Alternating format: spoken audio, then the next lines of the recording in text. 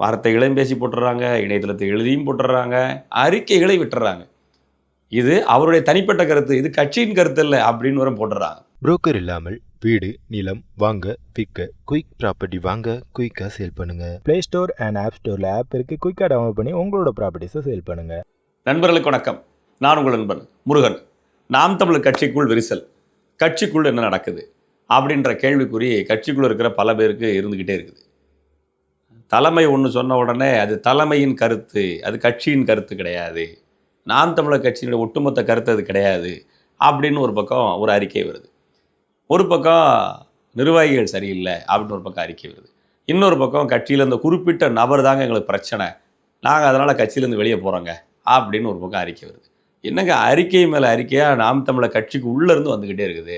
கட்சிக்கு உள்ளே இன்டர்னலாக என்ன தான் நடக்குது அப்படின்றது போல் பொதுவாக வெளியிருந்து பார்க்குற பல பேருக்கு இந்த குழப்பம் இருந்திருக்கும். அப்படி பொதுவாக பார்க்குற பலருக்கு இருக்க குழப்பத்தை ஒரு சின்ன தெளிவுபடுத்தலாம் அப்படின்ற நோக்கத்துக்கு தான் இந்த வீடியோ பதிவு பண்ணுறேன். வேறு எந்த நோக்கமும் கிடையாது. அதை சொல்கிறதுக்கு முன்னாடி ஒரு விஷயத்தை உங்கள்கிட்ட சொல்ல விரும்புகிறேன். அது என்ன, ஃபஸ்ட்டு கமெண்டில் போட்டு ஒரு லிங்க்கை பின் பண்ணி விட்றேன். அந்த லிங்க்கில் இருக்கிற ஒரு வீடியோவை நீங்கள் கொஞ்சம் பார்த்து டவுன்லோட் பண்ணுங்கள். பண்ணிவிட்டு நீங்களும் ஒரு இன்ஸ்டாகிராம் பேஜ் வச்சுருக்கீங்கன்னா அதில் கொஞ்சம் ஷேர் பண்ணி விடுங்க.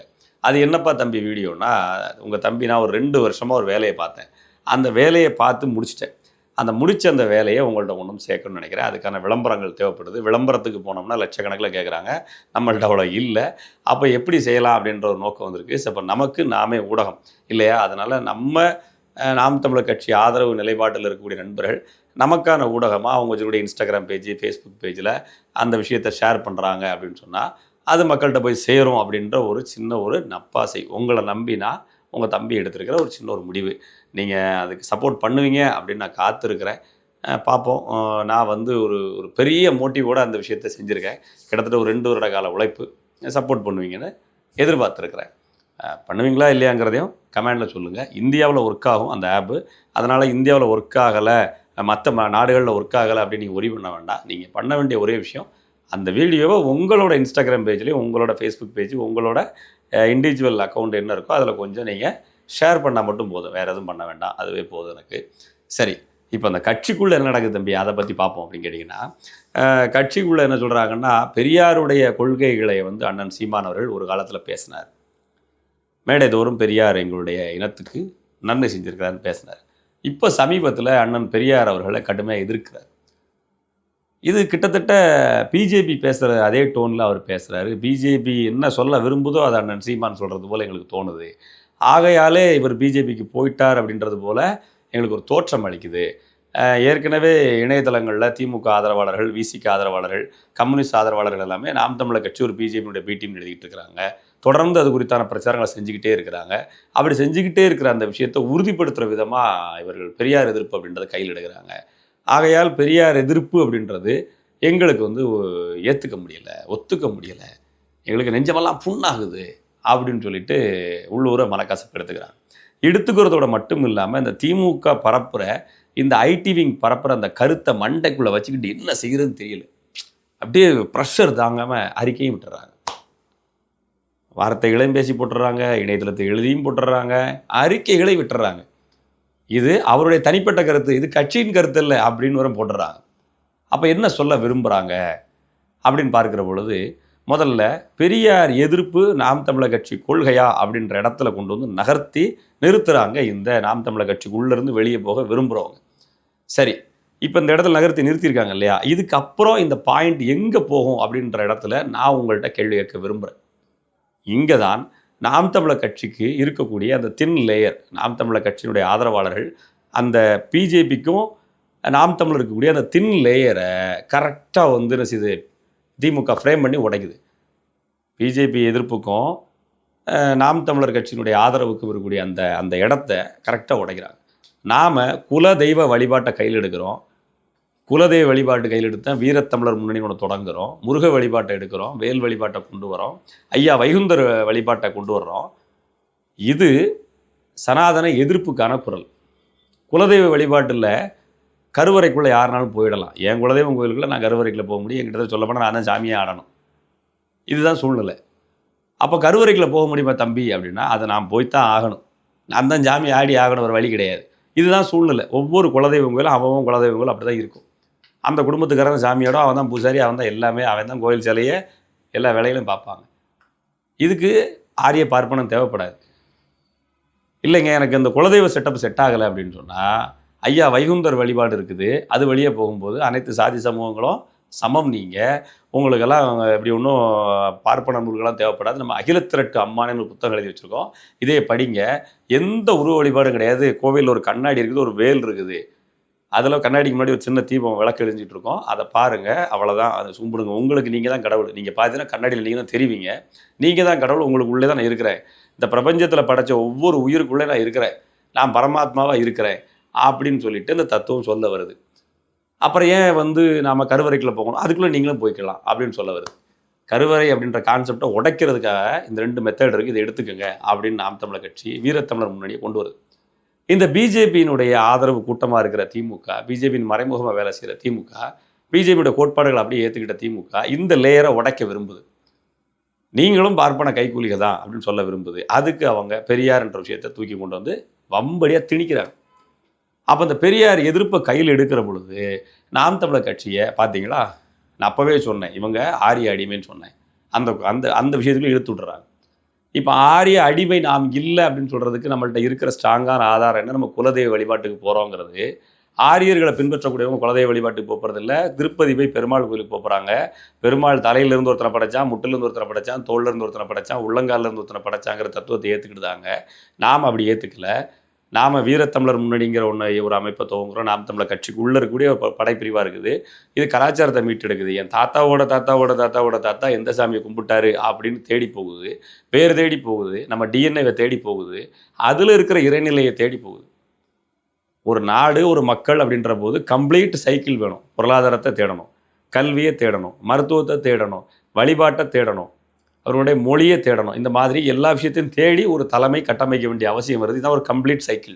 இந்த கம்ப்ளீட் சைக்கிளில் ஒரு பார்ட்டு தான் கடவுள், ஒரு பகுதி தான் அந்த மதம் அப்படின்ற இடத்துக்குள்ளே வருது. இதில் தாய் மதம் அப்படின்றது என்னன்னா உங்கள் குலதெய்வ வழிபாட்டுக்குள்ளே திரும்புங்கன்னு சொல்கிறது.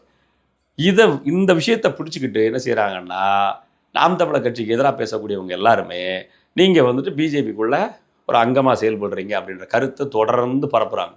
அப்போ நாம் தமிழர் கட்சிக்கு உள்ளே இருக்கிறவங்களுக்குமே ஒருவேளை இருக்குமோ பார்த்தியா இருக்குமோ அப்படின்னு சொல்லிட்டு ஒரு அப்பப்போ ஒரு சின்ன சின்ன டவுட்டை இந்த பிஜேபி என்ன செய்யுது, பிஜேபியினுடைய ஆட்கள் திமுக செயல்படுத்திக்கிட்டே இருக்குது. ஏன் பிஜேபியோட ஆட்கள் இருக்கிற திமுக அதை செயல்படுத்தணும்னு கேட்டிங்கன்னா, குலதெய்வ வழிபாட்டுக்கு நீங்கள் மீண்டு போயிட்டீங்கன்னா நீங்கள் பெருமாளை கும்பிட போகிறதில்ல, நீங்கள் திருப்பதி ஏறிக்கிட்டு போகிறதில்ல, இந்த வர்ணாசிர தர்ம கோட்பாடை நீங்கள் ஏற்றுக்க போகிறதில்ல, நீங்கள் ஐயா வைகுந்தர் வழிபாட்டை போயிடுவீங்க. நீங்கள் உங்களுடைய சாமியாக இருக்கிற சுடலமாடனையும் கருப்பசாமியும் பத்திரகாளியும் மாரியம்மனையும் கும்பிட போயிடுவீங்க. அப்படின்னா திருப்பதி கோயிலுக்கு போகிறதில்ல, அந்த வியாபாரம் நடக்க போகிறதில்ல, 7 குண்டல வாடான்ட்டு அந்த விஷயத்துக்கு போகிறதில்ல. அப்போ இந்த வர்ணாசிர தர்மத்தை கீழே இருக்கிற பொழுது தான் நீங்கள் என்ன செய்ய போகிறீங்க, ஆரிய பார்ப்பனர்களுக்கு அடிமையாக இருக்க போகிறீங்க. இப்போ இந்த கோட்பாடை உடைக்கிற வேலையை குலதெய்வ வழிபாடுங்கிற ஒன்று கொண்டு வந்துடும். அதனால் இந்த குலதெய்வ வழிபாட்டுங்கிற ஒன்று இல்லை, அதுவும் ஆரியர்களுக்கு கீழே உள்ளதா அப்படின்றது போல் நீங்கள் சைக்கலாஜிக்கலாக சொல்லிட்டீங்க அப்படின்னு சொன்னால் அதை ஏற்றுக்குவாங்க அப்படின்ற போக்குக்கு வர்றாங்க. சரி, அப்போ அந்த சாமியை கும்பிட போனால் இந்த பெரியாரிஸ்ட் குரூப்பு வாண்டடாக காலுக்குள்ளே விழுந்து என்ன 2 ஏற்றி இருந்தீங்க, என்னையை போட்டு அடிங்க அப்படின்னு சொல்லி இருந்துச்சு. பெரியார் குரூப்பு வாண்டடாக காலுக்குள்ள விழுது. அப்போ வேறு வழி இல்லை, சரி டேய் ஓரமாக போய் விளையாடுங்கடா, நாங்கள் வேறு ட்ராக்கில் போய்ட்டு நீ ஏன்டா குறுக்க ஓடியார் அப்படின்னு சொன்னால், இல்லை நீ ஆரிய பார்ப்பன கைக்கூலின்னு சொல்லிகிட்டே இருக்கும்போது பொலேர்னு 2 போட வேண்டியிருக்கும், முதல்ல நீ தாண்டா ஆரிய கைக்கூலின்னு சொல்லி அப்படி போடும் பொழுது என்ன ஆகுது, உடனடியாக என்ன சொல்கிறாங்க, எங்களை புண்படுத்திட்டாங்க, பெரியார் சிந்தனையை இழிவுபடுத்திட்டாங்க, பெரியார் கோட்பாடுகளை ஏற்க மறுக்கிறாங்க அப்படின்னு சொல்லிட்டு வாண்டடாக வந்துடுறாங்க. அப்போ பெரியார் பிரச்சனையை பற்றி என்னடான்னு தேடும் பொழுது பெரியார் பேசின விஷயங்களில் பல விஷயங்கள் இந்த நாட்டுக்கும் சமூகத்துக்கும் எதிரான கருத்துக்களாக இருக்குது. ஒரு மனிதனாக வாழ்கிறதுக்கான இத்தனை ஆண்டுகளாக மனிதனாக பண்பட்டு வந்துட்டு இருக்கிற கருத்துக்கு எதிர்கருத்தாக பேசும் பொழுது அந்த பேசின கருத்து தவறு அப்படின்னு சொல்ல வேண்டிய நிர்பந்தத்திற்கு நாம் தமிழர் கட்சி தலைமை தள்ளப்படுது. அப்படி சொல்லும் பொழுது உடனடியாக பார்த்தீங்கன்னா பிஜேபி அர்த்தம் சொல்கிறேன், நீயும் அர்த்தம் சொல்கிற அப்படின்றது. இப்போ பெரியாரை ஏற்றுக்கலைன்னா பிஜேபின்னு சொன்னால் அது எங்கே நிற்குதுன்னா, பெரியார் ஆதரவுன்றது நேரடியாக திமுகவுடைய ஆதரவாகவே இருக்குது. இப்போ நாம் தமிழர் கட்சியில் இந்த பெரியார் சிந்தனை எதிர்த்து ஒரு குரூப் வெளியே போகுதில்லை, பெரியார் அண்ணன் சீமானவர்கள் இப்படி பேசிட்டாரு அப்படின்னு சொல்லி வெளியே போகுதில்லை. இவங்களோட கடைசி ட்ராவல் என்னவாக இருக்கும், இந்த அண்ணங்களோட கடைசி ட்ராவல் என்னவாக இருக்கும்னு நினைக்கிறீங்க? ஏற்கனவே போன வெற்றிக்குமரன் அணி எந்த முடிவு எடுத்ததோ கிட்டத்தட்ட அந்த முடிவை தான் இவங்களும் எடுப்பாங்க. வெற்றிக்குமரன் அணி என்ன முடிவெடுத்தது? வியனரசு அவருடைய அணி என்ன முடிவெடுத்தது? டோல்கேட் வேல்முருகன் அப்படின்ற ஒரு மாபெரும் தலைவரை அண்ணன் சீமான் அவர்களை விட பெரிய தலைவராக அவர்களை கட்டமைக்க முயற்சி பண்ணுது. ஆனால் டோல்கேட் வேல்முருகன் என்ன பண்ணுறாரு? ஒரு அற்ப இடைத்தேர்தல் கூட வேட்பாளர் போட வாக்கு இல்லாமல் அதில் திமுக காங்கிரஸ் கூட்டணிக்கு ஆதரவு தெரிவிக்கிறார். நாம் தமிழர் கட்சியினுடைய எதிர்ப்பு வாக்குகள், அதாவது நாம் தமிழர் கட்சிக்கு உள்ளிருந்து அதிருப்தி அப்படின்ற பேரில் வெளியே போகிற வாக்குகள், அதெல்லாம் எங்கே போகும்னு கேட்டிங்கன்னா, புதிய தமிழ் தேசிய சிந்தனையை பாதை உருவாக்க போகிறேன், தற்சமயம் எங்களுக்கு பெரிய தலைமை அமையலை, தற்சமயம் எங்களுக்கான கூட்டணி விரிவாக்கமோ நாம் தமிழர் கட்சிக்கு எதிர்த்து நிற்கக்கூடிய அளவுக்கு வேட்பாளர்கள் பலமோ கட்டமைப்போ இல்லை, ஆகையால் இப்போதைக்கு நாங்கள் வேல்முருகன் ஆதரிக்கிறோம்னு சொல்லுவாங்க. ஒரு கட்டத்துக்கு பிறகு வேல்முருகன் சொல்கிறது தான் சரின்னுபாங்க. வேல்முருகன் திமுகவோட கூட்டணி வச்சாலும் ஆமான்னு தலையாட்டுவாங்க, காங்கிரஸை ஆதரித்தாலும் ஆமான்னு தலையாட்டுவாங்க. அந்த வாக்குகளை கொண்டு போய் திமுகவிலே போடுவாங்க.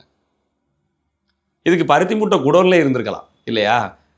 அப்போது ஒரு அண்ணன் சீமான் அவர்களுக்கு எதிராக திரளக்கூடிய ஒரு அணி இருக்குமே, ஆனால் நீங்கள் தனிச்சு தேர்தலில் போட்டியிடுறீங்க, நாம் தமிழர் கட்சியை விட சிறந்த கொள்கை ஒன்று வைக்கிறீங்க, தேர்தலில் தனித்து போட்டியிட போகிறீங்க, அப்படி நீங்கள் வேட்பாளரை நீங்கள் அறிவிக்க தயாராக இருந்தால் எதிர்த்து பண்ணுங்க.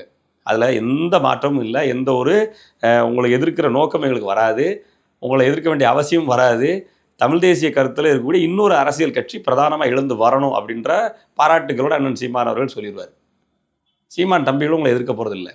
ஆனால் உள்ளுக்குள்ளே இருந்துக்கிட்டே விமர்சிக்கிறேன்ற பேரில் வர்றது, வெளியில் போய் உட்காந்துட்டு ஒரு இயக்கம் தொடங்கிட்டு விமர்சிக்கிறது, விமர்சித்து நீங்களாம் ஒரு கூட்டமாக கூடுறது, கூடிட்டு திருப்பி திமுக ஆதரவில் இருக்கிற ஒரு நபரை கூப்பிட்டு அவர் ஆதரவு தெரிவிக்கிறது, அந்த நபர் திமுகவின் காலிலே விழுந்து கிடப்பேன்னு சொல்கிறது, இது எல்லாம் எங்கே போய் சேர்க்குது அப்படின்னு கேட்டிங்கன்னா, சீமான் எதிர்ப்புங்கிறது திமுக ஆதரவு அப்படின்னு நிலைப்பாட்டில் தள்ளுது. ஆகவே நீங்கள் பெரியாரை எதிர்த்ததால் மனம் புண்பட்டுருச்சு வெளியே போனேன் அப்படின்னு சொன்னாலும் இங்கே இருக்க உங்களுக்கு அது பெரிய விஷயமா தெரியாது. காரணம் என்ன அப்படின்னா, உங்களுடைய எண்டு பாயிண்ட், எண்டு ட்ராவல் எங்கே நிற்க போகுது அப்படின்றத இங்கிருந்தே கணிக்க முடியுது.